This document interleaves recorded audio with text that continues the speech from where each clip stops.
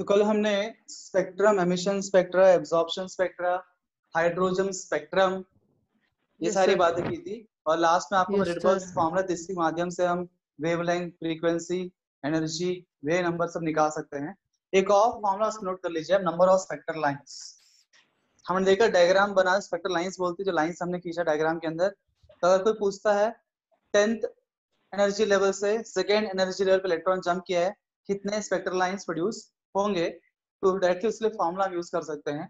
The formula for number of spectral lines is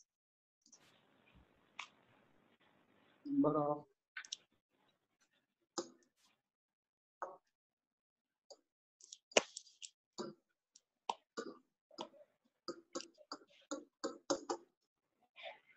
spectral lines equal to n2 minus n1 into n2 minus n1 plus 1 whole divided by 2. This is going to give a number of spectral lines.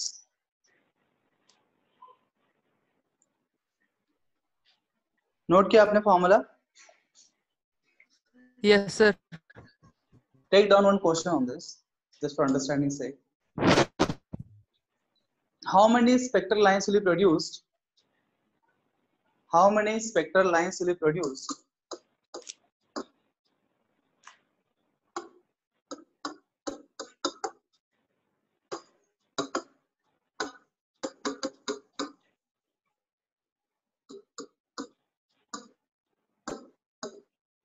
during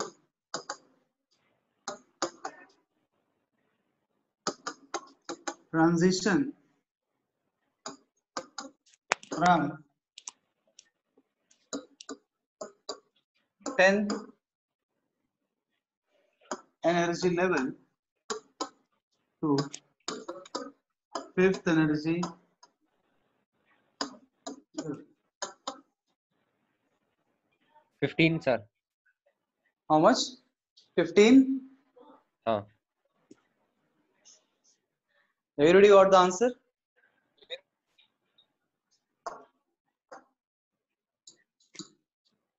What is the formula we have? n2 minus n1. Yes, sir. 15. What is the value of n2 here? 10. n1 is 5. कहाँ से कहाँ तक? 10 से लेके 5 तक. So 10 minus 5. This is 10 minus 5 plus 1. Whole divided by 2. This is 5 into, this is how much? 6. So 15 spectral lines will be produced as per the formula. अब इसमें बिना फॉर्मूला का भी डायग्राम के माध्यम से हम आंसर कर सकते हैं. Should I tell you how to do without formula? Yes, sir.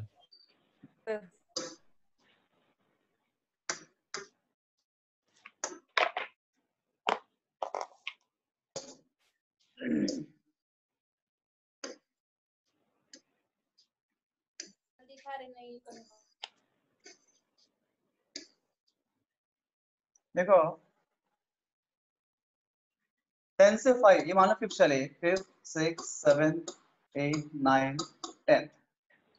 10 से 5 तक जब जंप हुआ कितने स्पेक्ट्रल लाइंस ने क्वेश्चन है. इसमें विदाउट फॉर्मूला करूँ, देखो जितने ही पॉसिबल लाइंस है ना, सारे लाइंस खींचो. जैसे हमने कल बनाया था वैसे लाइंस खींचते हैं. फिर draw the lines the way we did yesterday. 10 से 5 तक का कितने लाइंस पॉसिबल है? पहले हम 5 तक बनाएंगे. 6 to 5, 7 to 5, 8 to 5, 9 to 5, 10 to 5. 5 के लिए कितने लाइंस पॉसिबल है? I can also draw lines up to 6. I can also draw lines up to 7, up to 8. बराबर? सर ये फॉर्मूला तो डिराइव भी कर सकते हैं. क्या बोले? ये फॉर्मूला तो हम लोग डिराइव भी कर सकते हैं. हाँ, डिराइव करने के बाद ये फॉर्मूला है ना. बहुत ज्यादा ये इजी. फॉर्मूला है. सर पर हमें नहीं तो बस सही. 5th तक का पूछा है ना, हमने 6th 7th 8th 9th क्यों लिया? 10 से लेके 5 के अंदर पूछा है कितने स्पेक्ट्रल लाइंस बनेंगे टोटल. 10 से लेके 5 के बीच में इतने सारे स्पेक्ट्रल लाइंस पॉसिबल है. Okay, sir. This is a shortcut for your formula.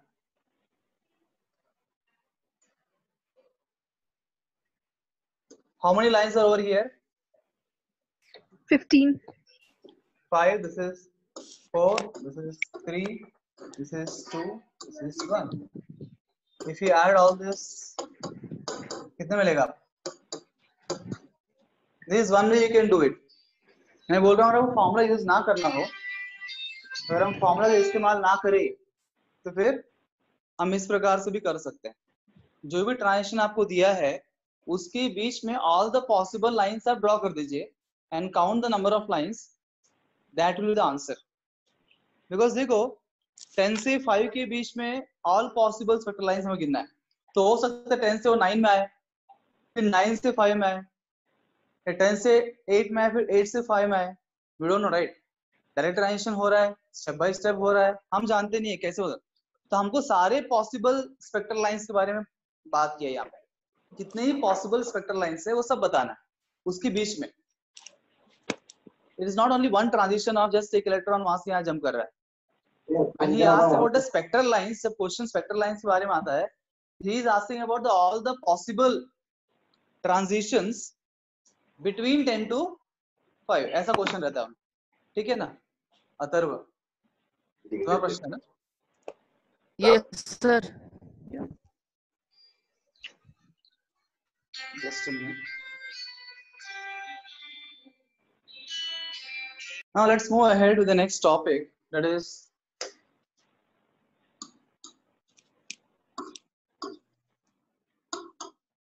Bohr's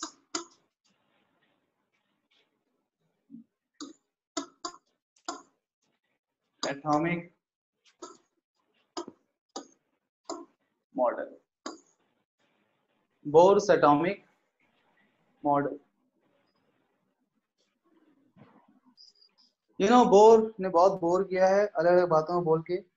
Niels Bohr ने about Yes, sir. 1913 1913 में उन्होंने मॉडल प्रपोज किया, atomic model. And basically what he has done is he has taken Rutherford's model in quantum mechanics, has mixed it intelligently and gave his theory, and because of which what happened, one sense he had given major contribution also in the sense that he could predict. उन्होंने ऐसे quantum mechanics के माध्यम से ऐसे formulas जिसके माध्यम से एक इलेक्ट्रॉन जो है उस इलेक्ट्रॉन का उस पर्टिकुलर शेल में कितना एनर्जी होगा और उस इलेक्ट्रॉन का उस शेल में कितना वेलोसिटी होगा ये भी हम जान सकते हैं. और एक पर्टिकुलर शेल का रेडियस क्या होगा, मतलब न्यूक्लियस से वो शेल तक का डिस्टेंस कितना होगा. ये सारी जानकारी के लिए बोर ने फॉर्मूलाज किए हैं using quantum mechanics. That's our next part. If we read out the different points which Bohr has given, which will go through, इतनी गरज नहीं है. जस्ट मैं ऐसे बोल देता हूँ क्या क्या पॉइंट्स में बताया है किताब में होगा आपका. Can you please meet yourself? बाला राजू. अनुरवत क्या अनुरत आके राजा रही बाला राजू. प्लीज म्यूट करिए अपने आप को.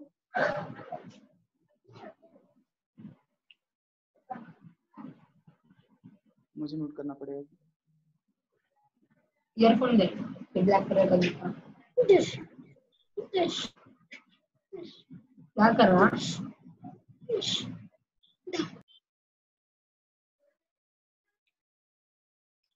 सबसे पहले बोर जी बोलते हैं an atom consists of highly dense positively charged nucleus at the center and electrons revolving around the nucleus in circular orbits. right? जिसमें बता रहा हूँ कौन कौन सा पॉइंट उन्होंने बोला है.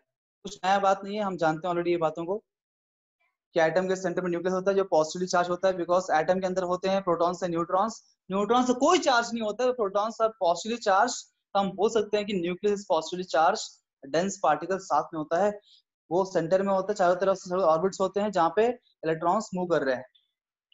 फिर उन्होंने बोला, अब ये इसका हम फॉर्म लिख लेंगे, इस angular momentum of electron and atom is quantized. This is a important point जो नोट करना है. तीसरा जो एंगुलर मोमेंटम जो होता है, angular momentum of electron in an orbit कोई भी ऑर्बिट में इलेक्ट्रॉन का जो एंगुलर मोमेंटम होगा that will be an integral multiple of h by 2 pi, where n is here nh by 2 pi, where n is the orbit number.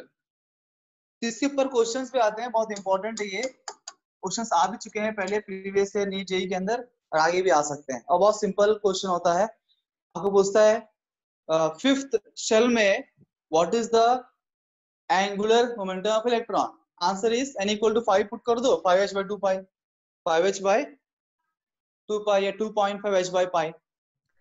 Sir h Planck constant है ना? yes, h is the Planck's constant, pi is 22/7। ठीक है, पर most often वो values put करके निकालने की जरूरत नहीं पड़ती, वो जो ऑप्शंस होते हैं इन टर्म्स ऑफ h और पाई होता है।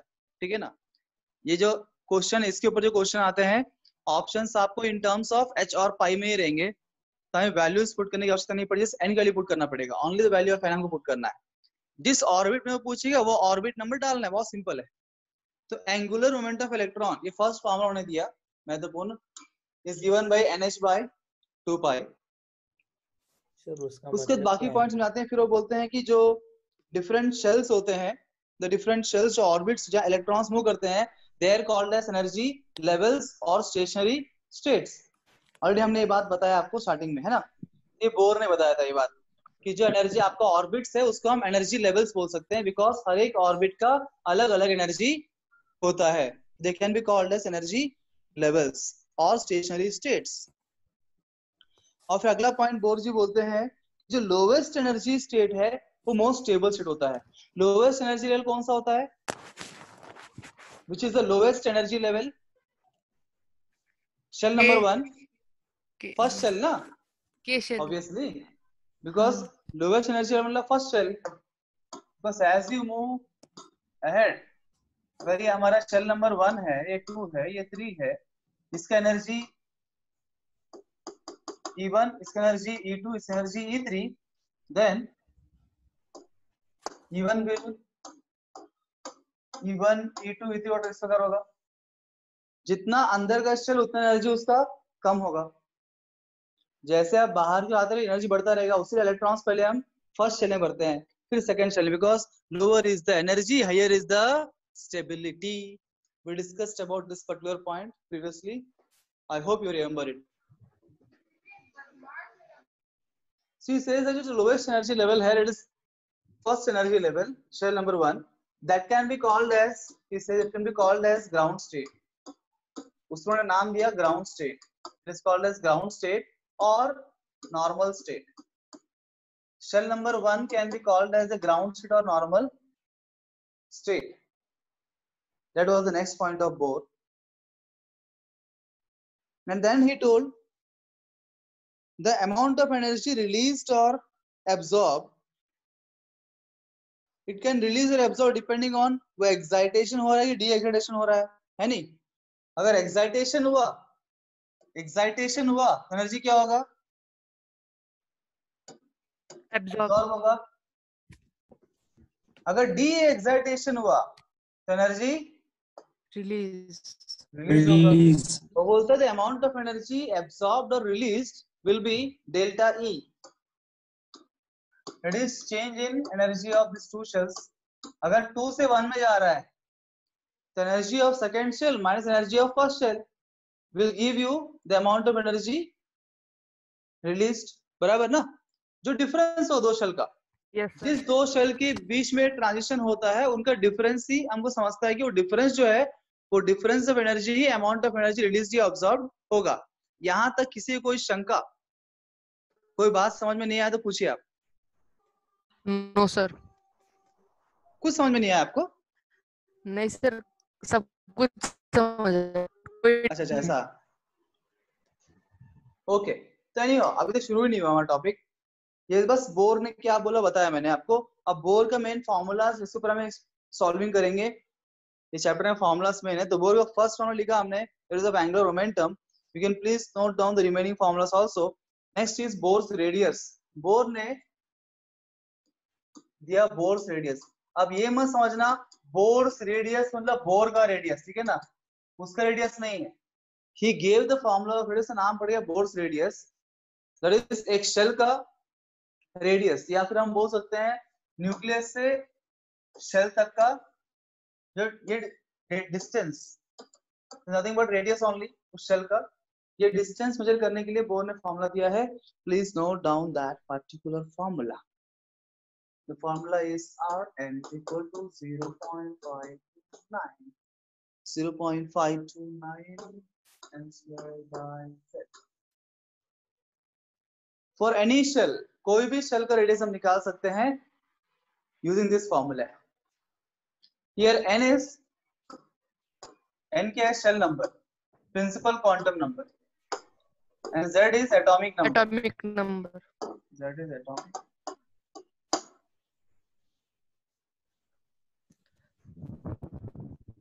सर इसको और सिंपलीफाई नहीं कर सकते?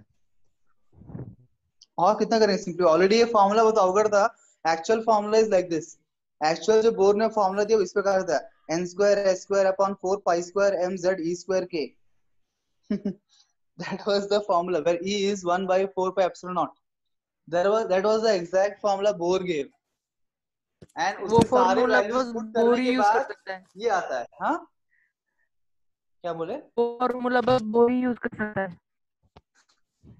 I don't understand sir what you're वो saying. फॉर्मूला से नहीं यूज होगा.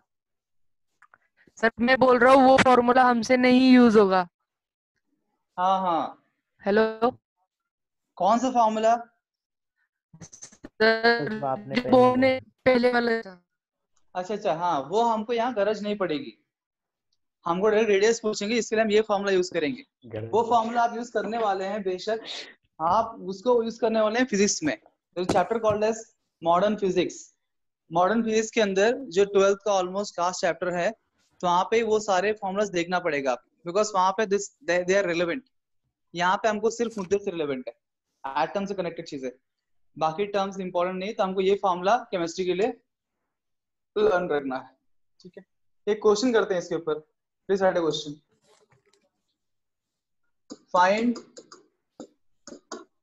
find the radius of third shell of lithium ion. Find the radius of third shell of lithium ion.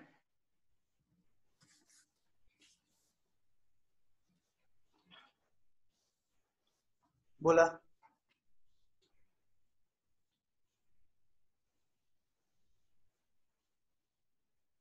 Find the radius of third shell of lithium ion. Sir 1.57. 1.587. Okay, everybody got the answer? Sir हाँ जी बोलिए. Sir इसका unit क्या होगा? Very good. I was expecting the same question all of you. इसका unit होगा angstrom. इसका unit जो होगा वो है एंगस्ट्रॉम में होगा. ये जो फॉर्मूला दिया है वो एंगस्ट्रॉम में है. I was expecting who will ask this question. What's your name, dear? Sir Shivam. Shivam more. Very good. इस प्रश्न को देने का मेरा उद्देश्य वही था कि कोई तो मुझे पूछेगा जैसे यूनिट क्या है, वो भी एक पर्पस था. Very good. ठीक है, बाकी सॉल्विंग तो आसान है. Radius equal to 0.529 n square by z ना, angstrom. 0.529. What is the value of n here? This third shell. 3 square. What is z? Lithium. Lithium का क्या है? 3. Atomic number. हाँ 3. 3. 3. तो एक 3 कैंसिल, 3 से मल्टीप्लाई कर देंगे.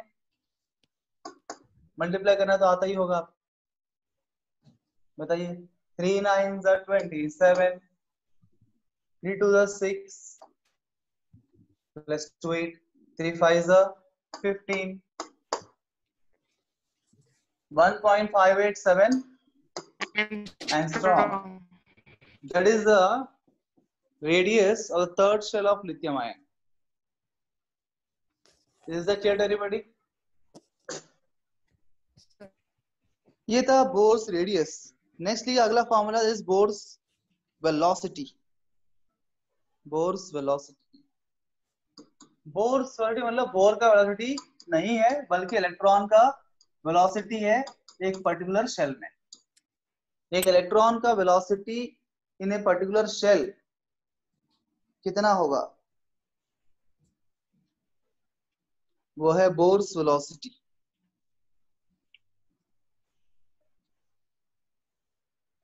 देखिए Bohr's velocity is 2.18 to 10 to power 8। पहले क्या था? पिछला formula z square by n था ना, n square by z, n square z by n होगा, सेंटीमीटर पर second.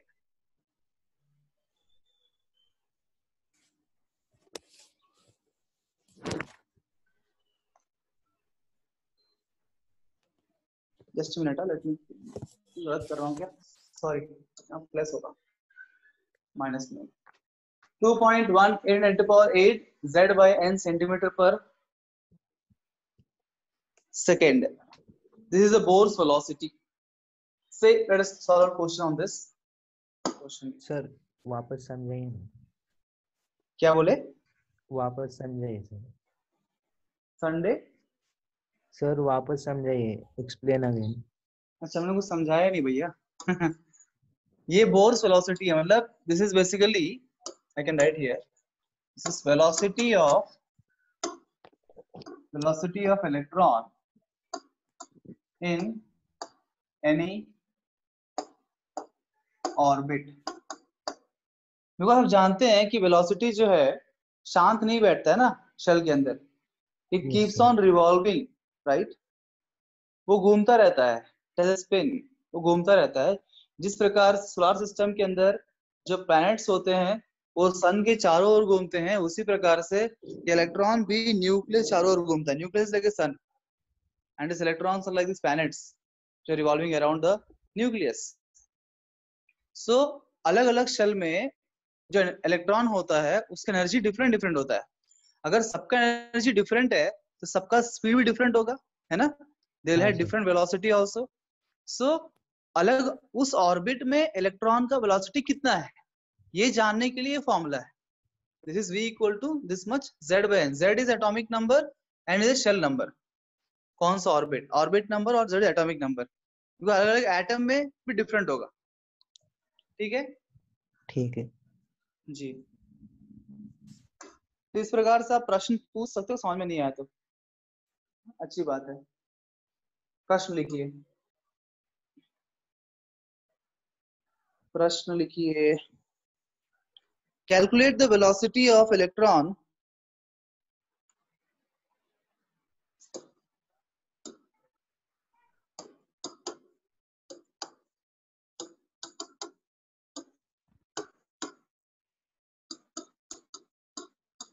placed in the third orbit of helium ion. Can you please find out? Very simple chapter, simply based on the formula.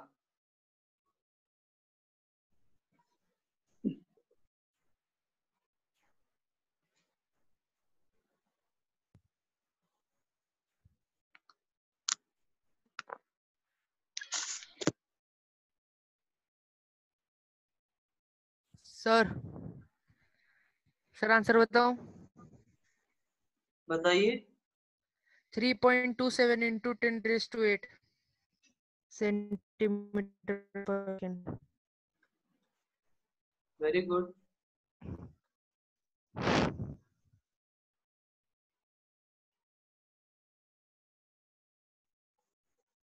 किसी और ने किया? Yes sir, done. Everyone got the same answer?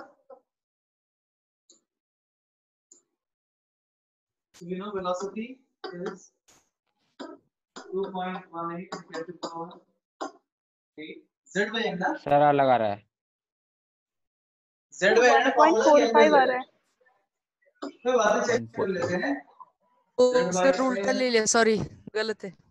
Sir 1.45 1.45 into 10 raised to 8 आ रहा है 1.4. Yes, sir. 1.45 Okay. Let's check. What is value of Z here? Atomic number of helium is 2 2. 2. What is the orbit number? 3. 3. 3 This is 2 8 is 16. 4.36 by 3 This is 3 1 for 3. 1.45 12. This is the answer you got? Yes, sir. Very good. Who all got this answer? Kalpana got. Who else? Apart from Kalpana, who else got the same answer? Right answer. Soil. Shivam, Harshal.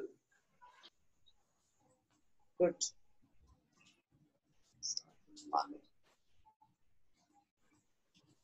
बाकी लोगों को समझ में नहीं आ रहा है क्या पढ़ा रहा हूं मैं, क्या आप सॉल्व नहीं कर रहे हो? समझने में कुछ नहीं है भैया, फॉर्मूला ही है, समझना नहीं है, बस कैलकुलेशन करना है। एक और क्वेश्चन दूं क्या? सभी का हाथ ऊपर होना चाहिए तभी मजा आएगा। Yes, sir. सबको समझा तो मजा आता है, नहीं तो टीचर को मजा नहीं आता।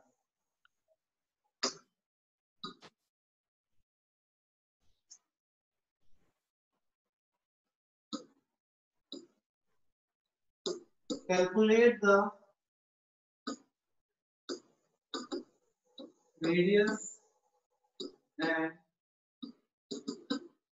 velocity of electron in fifth orbit of the radius. Radius में दोनों नहीं करो, रेडियस वेलोसिटी। इस बार सबका हाथ ऊपर चाहिए, सबका सही आंसर आना चाहिए। कोई दिक्कत हो तो पूछिए, take your time please do it.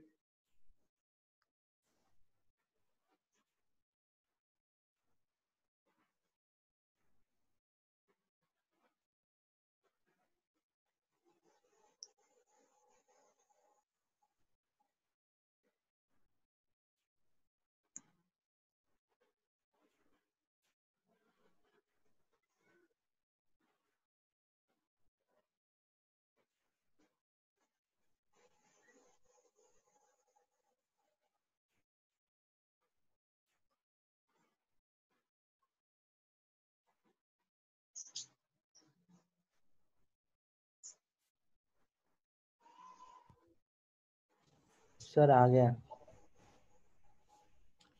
दो लोगों का आंसर आ गया ऑलरेडी। 2. शिवम तुम्हारे क्या आंसर आया? 2.625 आए। हाँ 2.625 आया सर रेडियस। और वेलोसिटी? सर वेलोसिटी नहीं किया। भक्ति, what is the answer you got?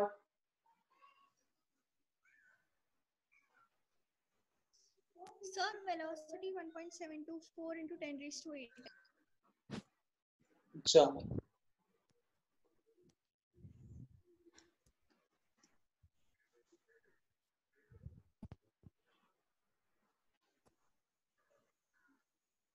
fine, let's see. I will solve it. Let's see.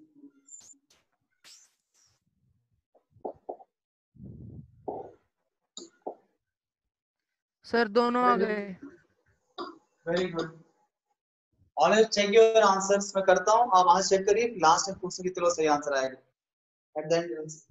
ठीक है सर। रेडियस का फॉर्मूला क्या है? 0.529 n स्क्वायर बाय z, है ना? Yes sir. Nice. This 0.529. What is the value of n here? N is what? 5. 5 square. Sir आप कुछ लिख रहे हो क्या? क्या बोले? सर आप कुछ लिख रहे हो क्या? दिख रहा नहीं है स्क्रीन पे। हाँ मैं लिख रहा हूँ। सर सर विजिबल नहीं है। स्क्रीन दिख विजिबल नहीं नहीं है। स्क्रीन पे। स्क्रीन विजिबल नहीं। सर स्क्रीन फ्रीज हो गई थी। अच्छा।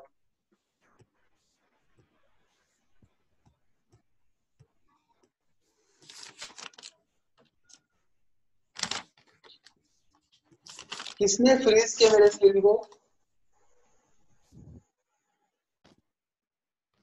आप पुणे वाले कुछ भी कर सकते हैं ना घर बैठे बैठे।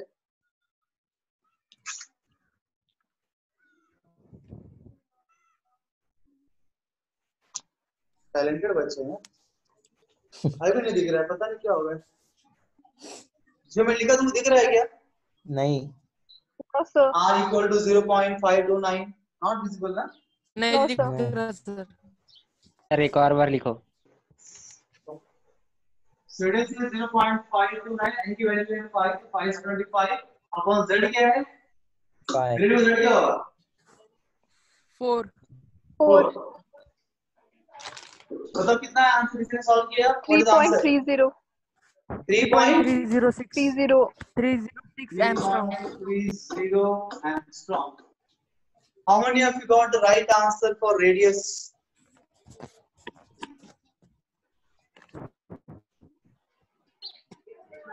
Oh, quite many. Very good, very good. Let's talk about velocity. Velocity is 2.18 into the power 8. So what are z by n? 4/5 2.18 z is 4 and is 5. कितना है इसका? 1.73 1.74 into 10 raised to 8. कितने लोग कितने सारे बातें कर रहे हैं? एक के बाद में पहुंच गए हैं। Let me see what is answer.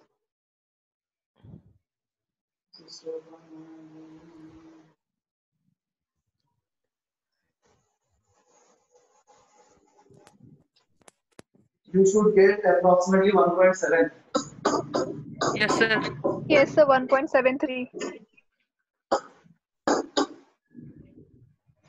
Okay. How many of you got right answer for this velocity? My God, everybody, that's great. मतलब समझ लें। आगे बढ़ते हैं। Next formula that they gave us for energy. To find the energy of electron in orbit. Both energy. Find the energy of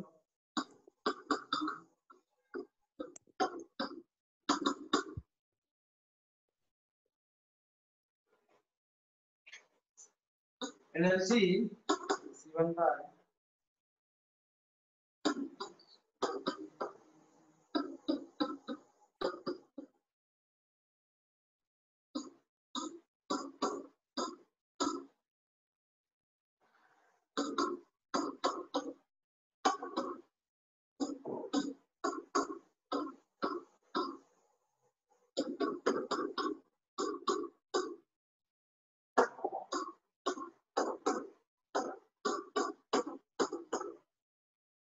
एक ही formula है, बस अलग अलग यूनिट्स कन्वर्ट करके दिया है।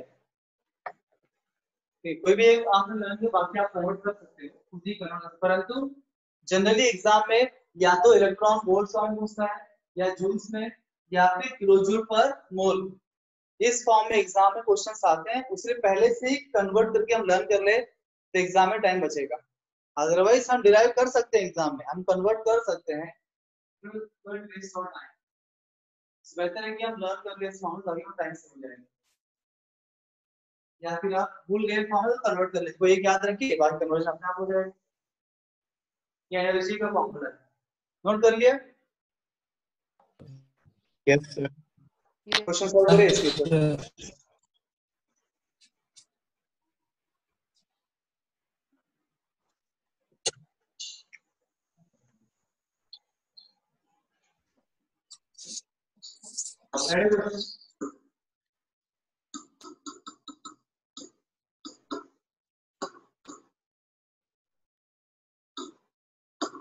Find the energy of electron in the 10th shell of hydrogen atom. Sir Find the energy of electron 10th shell of hydrogen atom. हाँ sir previous वाला फॉर्मूला रिपीट करो ना ये वाली सर प्रीवियस वाला फॉर्मूला रिपीट करो ना previous energy वाला वाला एनर्जी वाला ये दिखा है ना मैंने क्या सर फॉर्मूला के आगे माइनस लगा हुआ है। हाँ जी सर इसका आंसर साफ- किससे निकालना है? साहब मुझे पूछ रहे हैं सर माइनस क्यों लगा हुआ है। देखिए Yes, अच्छा sir. क्वेश्चन भी माइनस जो है ना, देखिए एनर्जी कभी नेगेटिव में नहीं होता, ठीक है, एनर्जी कभी नेगेटिव में होता नहीं है। नहीं। कोई मुझे पूछता है आपके अंदर कितना एनर्जी है, I can never say I have -5 joules of energy, है ना, माइनस मतलब मर जाऊंगा मैं, एनर्जी नहीं, एनर्जी नेगेटिव में होता नहीं है, it's only sign convention, it was just a sign convention. Main सिर्फ वैल्यू है माइनस और जैसे फॉर एग्जांपल एनर्जी कभी रिलीज होती है कभी अब्सॉर्ब होता है ना, energy is sometimes absorb sometime it is released. तो जो जब एब्सॉर्ब होता है एनर्जी ना तो हम प्लस लेते हैं, और जब होता है रिलीज तो हम लेते हैं माइनस, ये साइन कन्वेंशन है। तो जनरली जो फॉर्मूला होता है एनर्जी का वो ये मान के चलते हैं क्वांटम मैकेनिक्स में कि एनर्जी रिलीज हो रहा है, एनर्जी क्या हो रहा है, रिलीज हो रहा है। स्पेक्ट्रम देखा हमने, वहां पे एनर्जी रिलीज हो रहा था, एनर्जी रिलीज हो रहा है बाय डिफॉल्ट हम लेते हैं, एनर्जी रिलीज होता है तो हम नेगेटिव साइन डालते हैं आगे। तो माइनस प्लस सिर्फ एक ही बात डिनोट करता है वो रिलीज हो रहा है कि एब्सॉर्ब हो रहा है, ठीक है। तो जनरली माइनस यहाँ पे उसके साइन कन्वेंशन है और कुछ भी नहीं, it is not included in the magnitude of the energy मिलेगा, it's only a sign convention, okay। Yes sir. Minus और रिलीज हो रहा है, प्लस मतलब एब्सॉर्ब हो रहा है, इतना ही। करने इस चैप्टर में कुछ मायने रखता ही नहीं है, इस चैप्टर में एनर्जी माइनस आगे लिखते हैं पर value is important, so default sign convention used by both। Sir answer किस में निकालना है, जूल्स में या? हाँ, good question, we want in terms of joules, energy आपने in terms of joules निकालिए, सर आ गया। आ गए, आंसर आ गया -2.1 into 10⁻⁻20 -20 हाँ।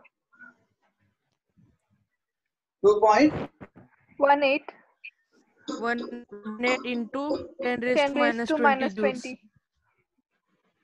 फॉर्मूला -17 है ना, -17 इसके बाद क्या है, z square by n square, sir -20 okay, let me just do it for others to understand।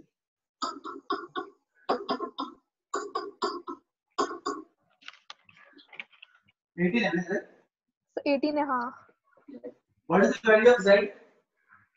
1 Atomic number of hydrogen is 1, 1 square is also 1, what is n? Upon n 100. is 10, 10 का square is 100, 100 ऊपर जाएगा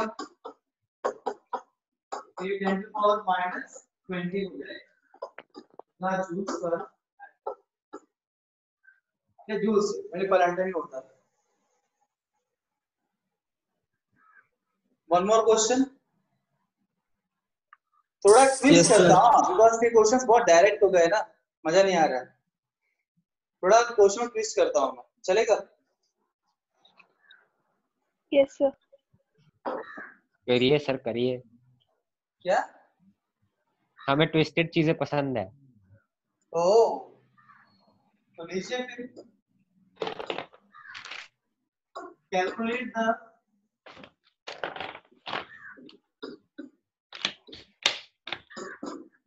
wavelength of electron present in the third orbit of lithium ion। निकालिए।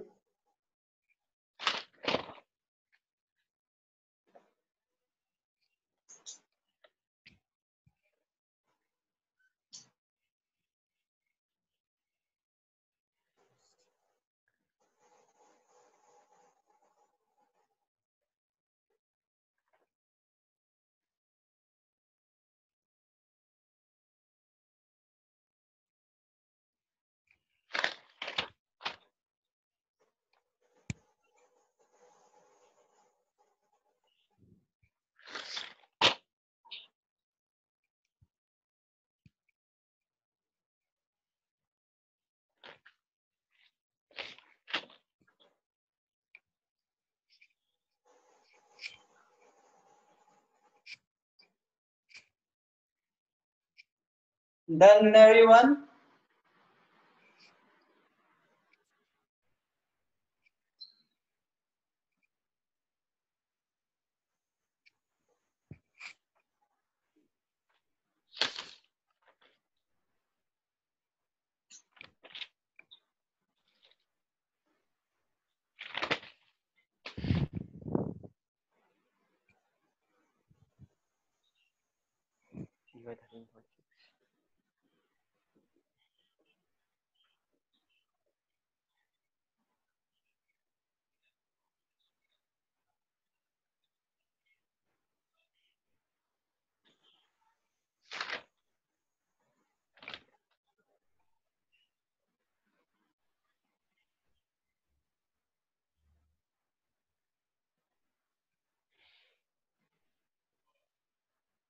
Sir, Yes, जी. 2.2 into 10 to the power 8 Pratik has got the answer. सही है कि Let's नहीं check बताइए Pratik sir. because I don't know the question. मैंने ऐसे ही अपने मन से दे रहा हूँ question. Solve करना पड़ेगा. We'll check it out. You can put your answer in the chat box. Sir मेरा आंसर अलग आ रहा है। अपना अपना आंसर चार्ट बॉक्स डालिए चार्ट बॉक्स में। Let's see who gets the right answer. Sir sure नहीं है।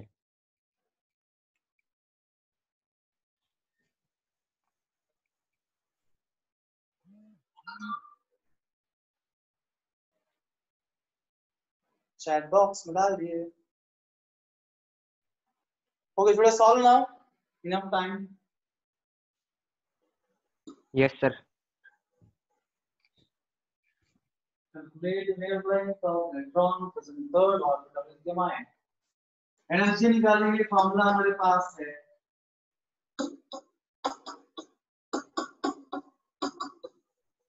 क्या फॉर्मूला? z² में n² है।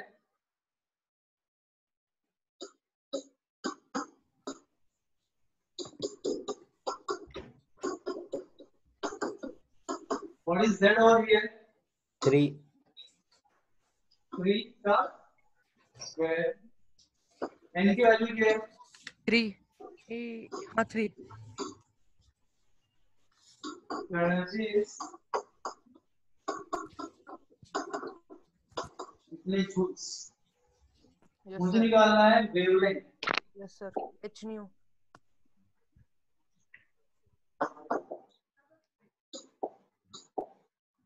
I know that E equal to hc by lambda. हाँ Energy is h nu according Yes, to Planck's quantum theory. Yes sir And nu is c by lambda. ये Yes, sir. Parameters पढ़ा हमने। यहाँ से lambda निकलेगा। This implies lambda equal to hc by energy. Yes sir H is 6.6 into 10 to the minus 32.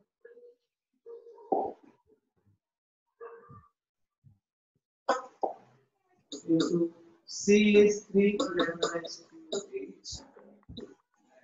Energy is 2.18.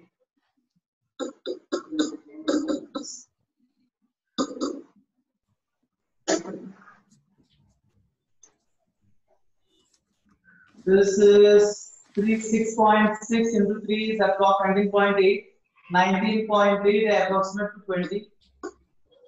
2.18 is approximate to 2.2. 8 कितना हो जाएगा? 18 26 निकालो, उसमें 8 बचेगा ना ऊपर। 8. Yes, sir. 8. Yes, sir. 8. -8. Multiplying ऊपर नीचे bye 10, 222 100 by 11 11 9 99 9.08. approx 9 10 to the power -8 meters is lambda. Sir sir minus आएगा ना, सर माइनस आएगा ना? -2.2. मैं समझ गया आपकी भावनाओं को। किस एनर्जी माइनस में वहां पुट कर, मैंने क्या बोला, वो जो माइनस है साइन कन्वेंशन है, ये निकालते हो तो बस माइनस वहां पे आएगा, परंतु हम जानते हैं कि वेवलेंथ कभी माइनस नहीं होता है ना, हाँ सर. वेवलेंथ के नेवर माइनस, नेगेटिव में होता है क्या?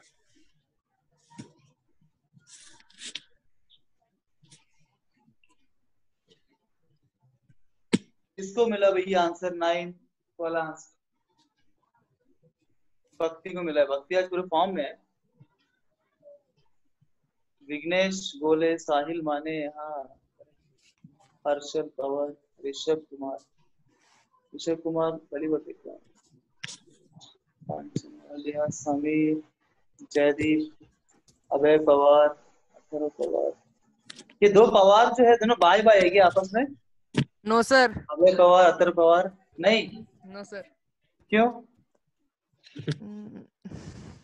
नाम में पवार पवार क्यों है फिर? सर नाम तो हो सकते हैं ना?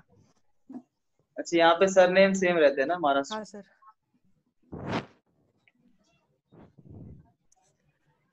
ठीक है, आगे बढ़ते हैं। Very good, you are following me. अगला फॉर्मूला लिखो, number of waves made by electron in the nth orbit.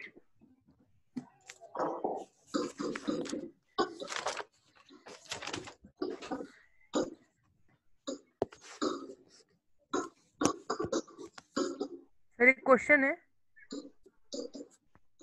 नहीं, next formula number of waves in made by electron in the nth orbit. ये number of waves any orbit में electron कितने waves produce करेगा, that is given by circumference of that orbit upon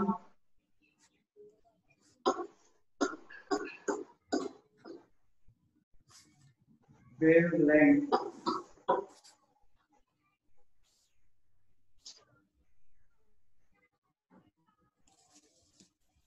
This is given nothing but, आप ये सब निकालने आपको final क्या है पता यही मिलेगा।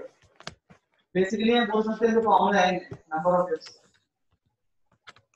2 pi rn by lambda। हाँ 2 pi rn by lambda। Correct, 2 pi r by lambda होगा, ठीक है, ऐसे देखा जाएंगे तो। And if you just see, अगर मान लीजिए मैं डिराइव करूं इस बात को, circumference of an orbit is 2 pi r, right? R is the radius. Yes sir. Wavelength is lambda. Now lambda का फॉर्मूला क्या है? अच्छा, अभी वो टॉपिक आगे आने वाला है शायद, पढ़ा हमने, ये पढ़ा क्या? reduced study d Broglie wavelength? No sir. आगे आएगा वो, इसके हिसाब से wavelength का फॉर्मूला है lambda equal to h by mv। अभी नेक्स्ट में वही हम पढ़ने वाले हैं, h by mv। अगर मैं प्रूव कर दूं यहाँ पे lambda का फॉर्मूला है h by mv, क्या हो जाएगा 2 by r, mv जाएगा ऊपर, yes sir. mv divide by, आपको लिखने की आवश्यकता नहीं है, बस डिराइव करना आपने समझाने के लिए कि अल्टीमेटली मिलने क्या वाला है ये सब। Now in this order 2 pi h m v r अगर मैं साथ में लिखूं mvr is nothing but angular momentum.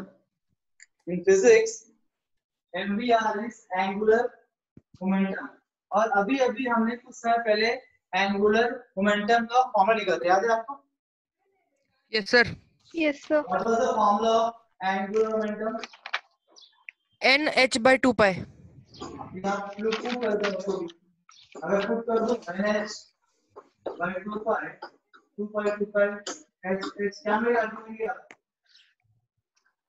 N है ना, वही लिखा मैंने यहाँ पे डायरेक्टली। आप देखो formula N is the principal quantum number. अगर पूछता है 10 शेल में कितने एयर्स बनेंगे, हम बोलेंगे 10। Yes sir.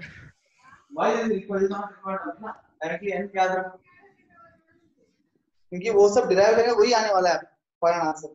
Yes sir. तो डायरेक्टली वही याद रखिए ना result.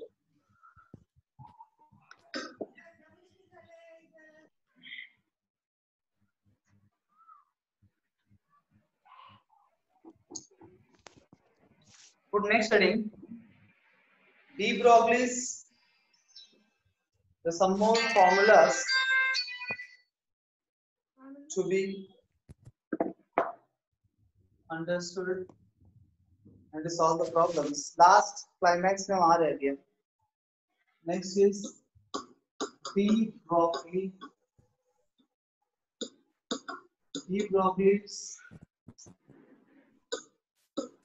wavelength. So de Broglie also wanted to relate this, wanted to prove that every matter or every particle has a wave nature also, along with the particle nature. Dual nature of matter को prove करने के लिए उन्हें equation दिया था, जहाँ पे वो रिलेट करते हैं लैम्डा इज वेव टाइप, जो वेव नेचर हो जाता है और मास भी वहाँ पे आता है। इनके फॉर्मूला में lambda equal to h/mv, there is a mass which denotes the particle nature and also velocity, and lambda which denote the wave nature. ये wave nature और particle nature दोनों को रिलेट करते हुए फॉर्मूला देते हैं। एक बात लिखिए इससे पहले हम फॉर्मूला लिखिए। According to de Broglie's concept, according to de Broglie's concept,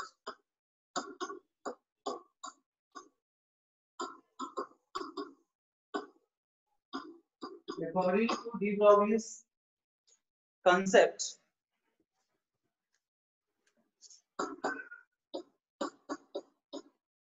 matter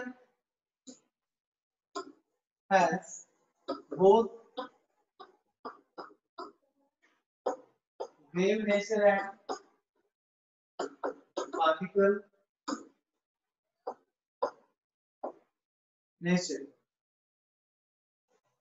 So de Broglie समर्थन कर देते dual nature of matter को, and relating this he gives formula lambda equal to h/mv. De Broglie's wavelength is given by lambda equal to h/mv, or we can also give it as lambda equal to h/p, because p is a linear momentum. आपने physics में पढ़ा होगा basic terms वगैरह, उसमें हमने पढ़ा होगा momentum के बारे में। So the linear momentum p is given by m into v. Mass into velocity is called as linear momentum. So we can add lambda equal to h/p. In terms of energy, अगर हम convert करना चाहे, then we will have lambda equal to h/√2m e. There's also one formula where E is the kinetic energy. Where E is the kinetic energy, small m is the mass of the particle. This particle निकालने वाले हैं। Wavelength निकाल, कोई particle का wavelength निकालने के लिए formula है, डिपेंडिंग अपॉन क्वेश्चन में क्या इंफॉर्मेशन हमको दिया है वो हिसाब से यूज करेंगे। वेलोसिटी दिया है तो h/mv यूज करेंगे, मोमेंटम दिया है तो h/p यूज करेंगे, एनर्जी दिया हुआ है तो h/2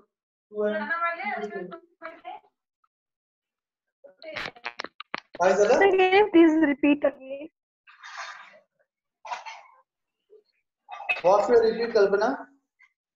So actually, because of network issue, I was not able to hear what you told. I was saying this only. There is a formula for de Broglie's wavelength. You have three formulas over here, and depending upon what is given in the question, we use it. Let's put the formulas and remember it. Let us solve a question on that. Noted, everybody? Yes, sir. Yeah. Yes, sir. Prashn.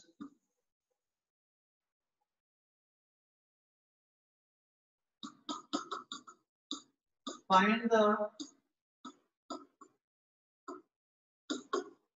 wavelength of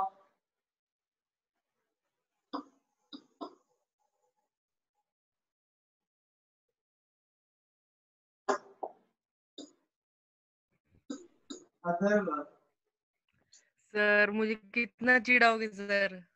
अरे तुम ही अथर्व हो क्या? अरे मुझे क्या बोलना अथर्व यार, मैं तो हृदय से बाहर निकल गया हूं ना। अब क्या करूं सर इस इसका चक्कर में मैंने क्वेश्चन भी वही लिख लिया। चक्कर में मुझे करो वही कुछ। Find the wavelength of Atharva. तुम अकेले अथर्व होगे इस संसार में? सर पर अभी क्लास अटेंड करने वाला मैं ही हूँ ना। कोई बात नहीं यार, तुम बुरा कहाँ लिख रहे हैं, अच्छे से लिख रहे हैं ना। बाकी देखो पूरा क्लास तुम्हारा नाम इस बोर्ड पे छप गया है, सभी के नोटबुक पे छपने वाला है। देखो कितना क्लास बन गया। फाइंड और फिर ये नोटबुक रद्दी में जाने वाली है। अरे यार कहाँ से find the wavelength of other earth having 500 kg mass and कल्पना मत। moving with a velocity of 500 metre पर सेकेंड। सोच क्या स्पीड है तुम्हारा? एक सेकेंड में आधा किलोमीटर जा रहा है। सपने में ऐसा नहीं होता है। What is the answer? Quick.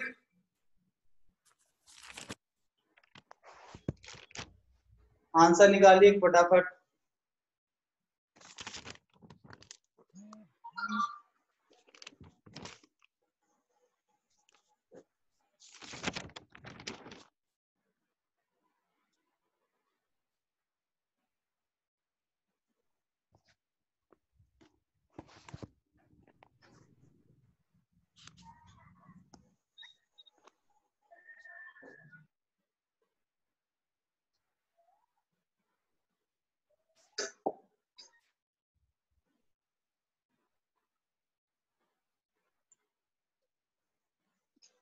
Got the answer? So here lambda is equal to reduce h by mv। हाँ जी sir answer 1.06 into 10 raised to minus 38। okay, let's check it out। lambda equal to h is 6.6 7 to the power minus 34। मास हमको KG में ही चाहिए because h जो है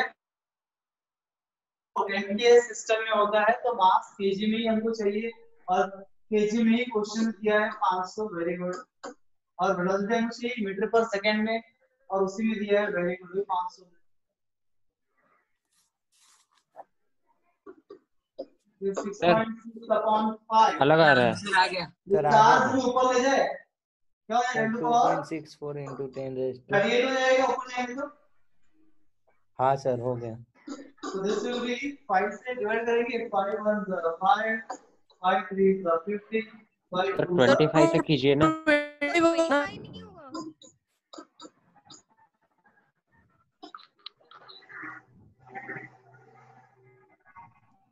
सबका आया ऐसा answer? Sir नीचे 5 नहीं आएगा।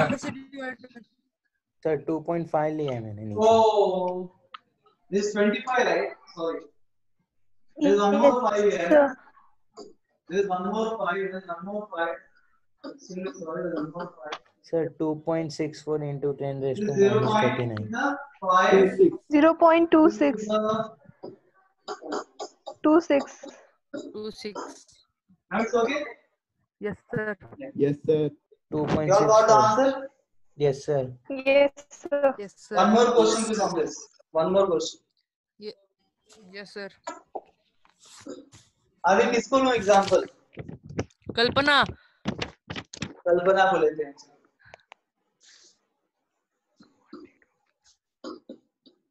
कल्पना is running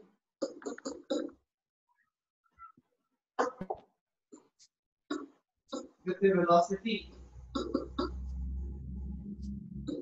of 5 kilometers per minute.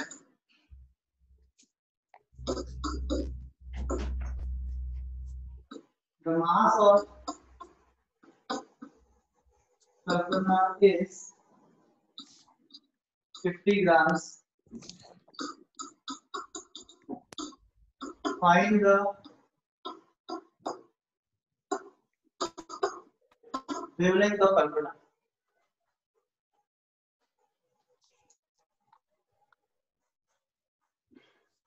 Atar दिलकुश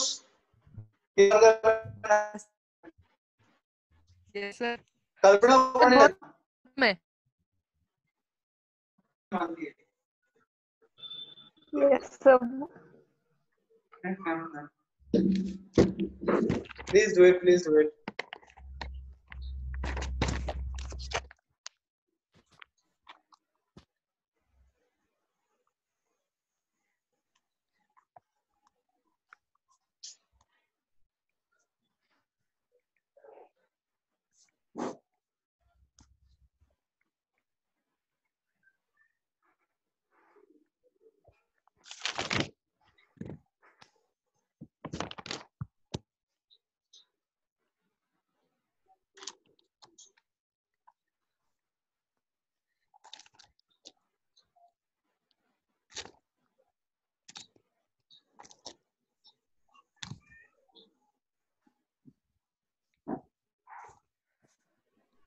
sir answer बताओ या लास्ट में रहने दो. बताओ. आने दो. सर गलत भी हो सकता है. कोई बात नहीं, बताओ. 1.56 into 10 raised to minus 34. Okay. Anybody else got the answer? Yes, sir. 1.58 into 10 raised to minus 34. Okay. Sir सही है सर, दोनों का भी सही है मेरे साथ. दोनों का सही है. चलो हर्षल ने भी सैंक्शन कर तुम्हारा आंसर. हर्षल ने Yes, sir. सैंक्शन कर Answer दिया. is कोई right. टेंशन नहीं. चलो हम भी चेक कर लेते हैं. आप देखिए यहाँ प्रॉब्लम यूनिट्स है ना. कन्वर्ट कर देंगे. कन्वर्ट किया ना आपने. कन्वर्ट करना पड़ेगा सर.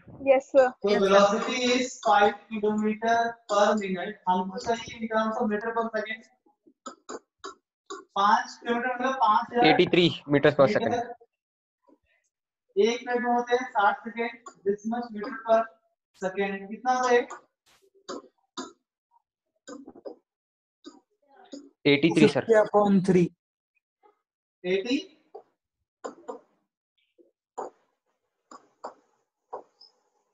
कितना मीटर पर सेकंड होगा velocity. And what about the mass? Mass is 50 ग्राम. हमको चाहिए in terms of kilograms.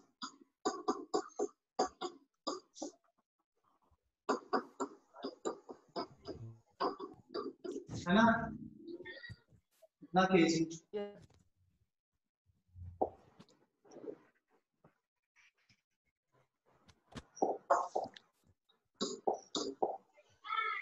Now, lambda is h by mv. क्या?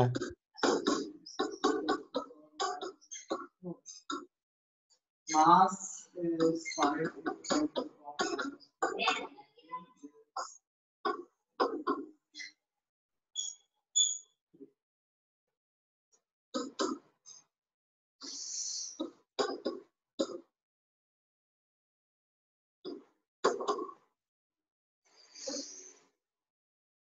बराबर है ना सब?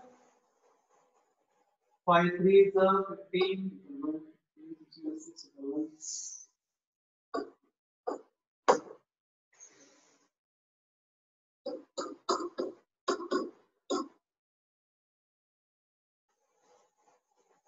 Multiply ऊपर नीचे by 10. 66 by 416. नहीं काम करता हूँ और आसान कर लेता हूँ काम. Sir 6.6 I do like this. चलेगा आंसर है ये आपको 4.165 10 to power 2 चलेगा. हाँ सर इसको मैं 6. ऐसे लिखूं चलेगा क्या? Yes, sir. एंड 4.16 है उसमें 4.2 करना है अप्रोक्सीमेटली. 1.58 आ जाएगा. सर मुझे स्क्रीन नहीं दिख रही. बाकी लोगों को दिख रहा है क्या? Yes, sir, दिख रहा यस है. सर दिख रहा है. अथर्व तुम क्या हाँ, पुटानी कर रहे हो? सर तुम्हें क्यों सर नहीं मैं दिख कुछ नहीं कर रहा, मुझे नहीं दिख रही बस. रहा? तो बाकी लोगों को नेटवर्क दिख रहा थोड़ा होगा. ये नेटवर्क प्रॉब्लम होगा.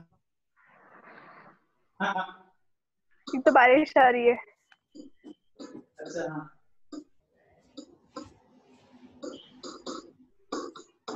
कभी डिवाइड कितना होगा? 7 1 7 बैलेंस इतना 4 7 कितने बार 5 7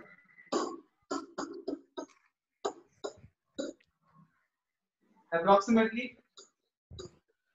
How much you got by the way? So 1.58. ऐसे ही लिखना है ना आपको approx. Yeah. So do calculation the way you want to do calculation. Doesn't matter. Answer बराबर होना चाहिए. So how many of you got the right answer? Approximately speak answer. Raise your hand please. 1 2 3 4 5 6 7 8 9 10 11 12 13 14 15 16. My God, many people. That's great. How much time do we have still? 10 minutes. 10 minutes. So I will go to the next topic also. So next heading.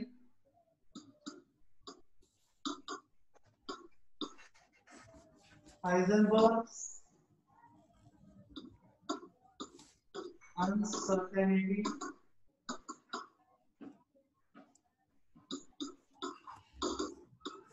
principle.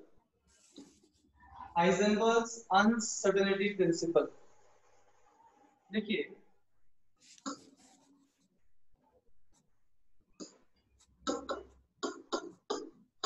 this principle states that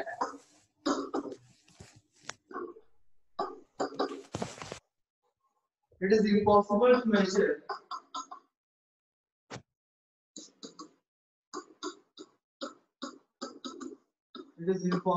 to measure position and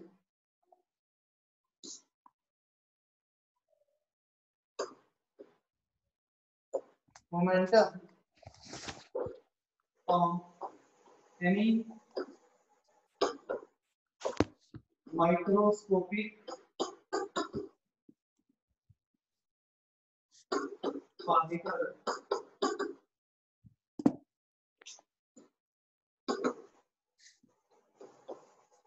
simultaneously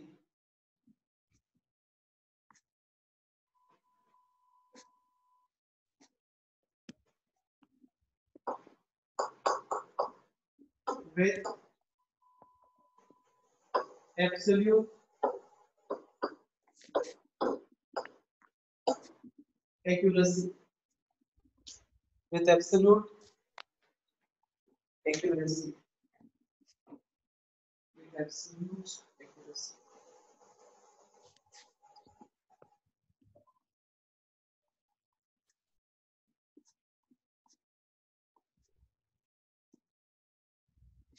तो एक microscopic particle का जैसे electron proton जैसे particles हो सकते हैं उनका एक साथ उनका पोजीशन और momentum is mass into velocity. सिर्फ फॉर एग्जांपल वेलोसिटी, उसके वेलोसिटी और उसका पोजीशन एक साथ दोनों का एब्सोल्यूट एक्यूरेसी के साथ मेजर करना पॉसिबल नहीं है, ऐसे हाइजेनबर्ग बोलते हैं। कॉमन सेंस वाली बात है, पॉसिबल नहीं।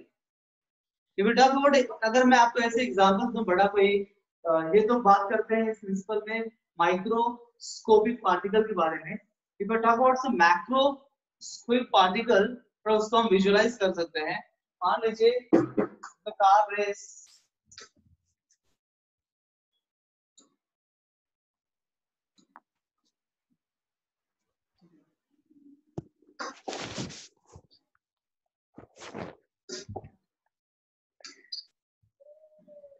यह हमारा फिनिशिंग लाइन है,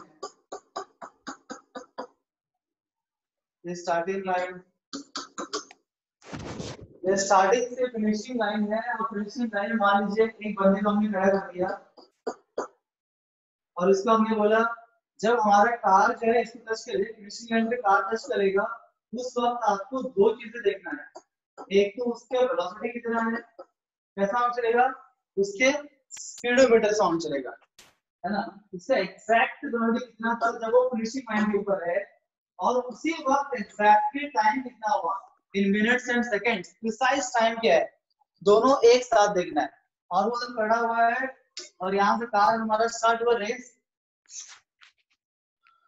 कितना फास्ट गया है ना, रेस का इतना सुने तो बहुत फास्ट आता है, और इतना फास्ट जाता है जब वो कार यहाँ से क्रॉस कर रहा होगा, यहाँ से कार क्रॉस कर रहा होगा, इस मोमेंट में जब वो बंदा उसका किलोमीटर में you want to check the velocity, फिर वेलोसिटी देखने के बाद जब वो टाइम देखने जाएगा उतने फ्रैक्शन ऑफ सेकंड्स में कार आगे निकल जाएगा, तो टाइम परफेक्ट मिलेगा क्या उसको?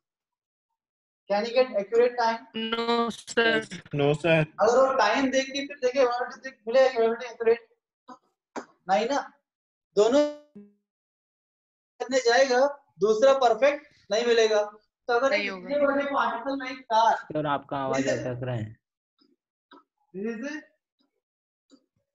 वेरी वेग एग्जांपल, ठीक है ना, इस एग्जांपल की रेलेवेंस कुछ भी नहीं है इस पर्टिकुलर थ्योरम के अंदर सर बट हाँ आपकी आवाज अटक रही है सर। मैं तो एकदम फ्लुएंटली बोल रहा हूँ सर। क्लियर आ रही है network issue. Network issues,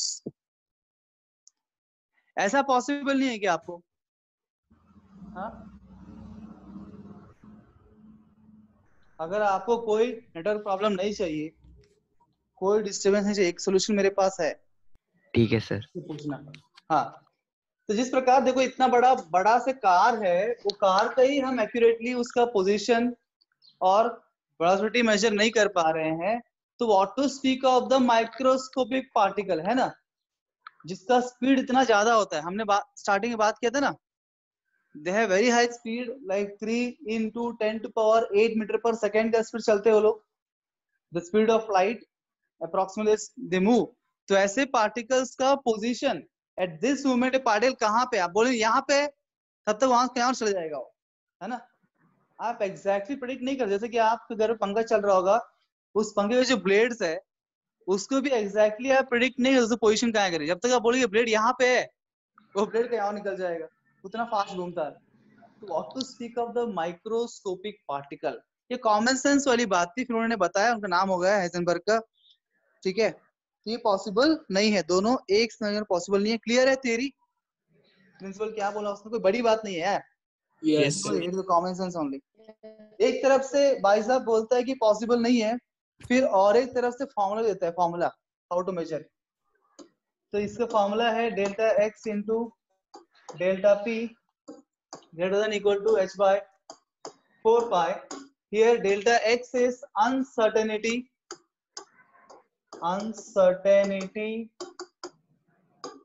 in position, and delta p is uncertainty in momentum. And h तो प्लैंक्स फॉर्मूला जानते हो आप, इसके बारे में अधिक हम पढ़ेंगे कल। इसके ऊपर क्वेश्चंस भी हम सॉल्व करें। Tomorrow will continue this topic. अभी समय कम है तो आपका जो कल प्रश्न था पूछिए। टेस्ट में कुछ डाउट है पूछिए आप, टेस्ट के डाउट्स।